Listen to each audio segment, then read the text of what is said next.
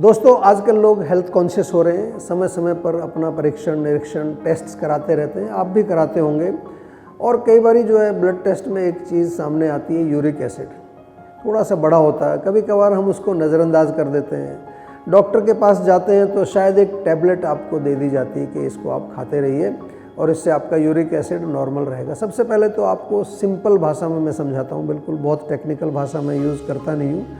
Acid शब्द कहीं पर भी आ गया तो आयुर्वेद में हम एक चीज़ वहाँ पर बोलते हैं कि पित्त का प्रकोप हमारे शरीर में हुआ है। पित्त यानी कि गर्मी, हीट बढ़ गई है।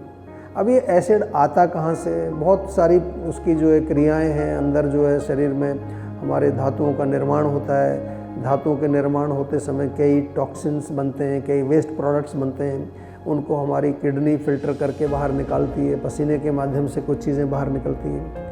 तो उसी प्रक्रिया में एक ये टॉक्सिन बनता है यूरिक एसिड, लेकिन थोड़ी कम मात्रा में हो तो नॉर्मल है, लेकिन जब ज़्यादा मात्रा में बनने लगता है तो कई प्रकार की परेशानियाँ, गाउट हो जाता है एक रोग जो कि बहुत तेज़ी से दर्द होता है। हमारी उंगलियों में, पैरों की उंगलियों में जलन होती है, लाल हो जाती है, कई बार सूजन हो जाती है। किडनी में आपके स्टोन बन सकता है और ज़्यादा मात्रा में अगर यूरिक एसिड बन रहा है तो किडनी को भी ख़राब कर सकता है।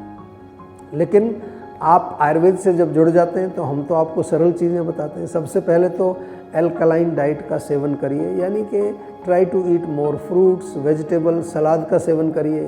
खीरा, ककड़ी, तरबूज, ये बहुत अच्छी चीज़ें हैं। नारियल पानी आप पी सकते हैं, इसी से बहुत फ़र्क पड़ जाएगा। क्योंकि एसिड है तो एसिडिक फूड जो हीट बढ़ाने वाली चीज़ें हैं, चाय, कॉफ़ी, अल्कोहल, बहुत ज़्यादा नॉनवेज का सेवन करना, या फिर इस तरह के पदार्थ जो बहुत ज़्यादा तीखे, मिर्च मसालेदार, फ्राइड चीज़ें, इनका सेवन आपको कम करना है। थोड़ा प्रोटीन भी कम मात्रा में आप सेवन करें, उससे आपको बहुत फ़र्क पड़ेगा।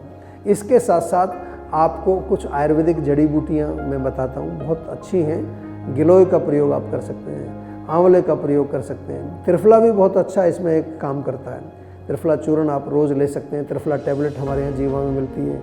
आंवला जूस है, गिलोय जूस है, उसका एलोवेरा का सेवन भी आप कर सकते हैं। ताज़ा मिले तो वो लीजिए, नहीं तो एलोवेरा जूस हमारे यहाँ मिलता है, वो सेवन कर सकते हैं। इन्हीं से आपका यूरिक एसिड डेफिनेटली कंट्रोल हो सकता है। लेकिन जहाँ तक अगर लगे कि आपका यूरिक एसिड फिर भी कंट्रोल में नहीं आ रहा है, आप डाइट भी कर रहे हैं, कुछ थोड़ी बहुत जड़ी बूटियाँ भी आप सेवन कर रहे हैं, तो फिर आपको जीवा के डॉक्टर से अवश्य बात करनी चाहिए, ताकि हम रोग की जड़ तक पहुँच करके उसकी चिकित्सा कर सकें। घबराना नहीं है। आयुर्वेद में बहुत अच्छी औषधियाँ हैं, शास्त्रीय औषधियाँ भी हैं, और हम तो जीवा में आपको मालूम है कि पर्सनलाइज्ड मेडिसिन आपको बना करके देते हैं। तो आपसे मेरा सभी से निवेदन है, जब भी आप कोई बॉडी के टेस्ट कराते हैं, उसमें कहीं आपको कोई एबनॉर्मलिटी दिखती है तो उसको लाइटली नहीं लेना है, उसकी जड़ तक पहुंचना है, और जड़ तक पहुंचने के लिए डायल करना है जीवा का सेहत का नंबर।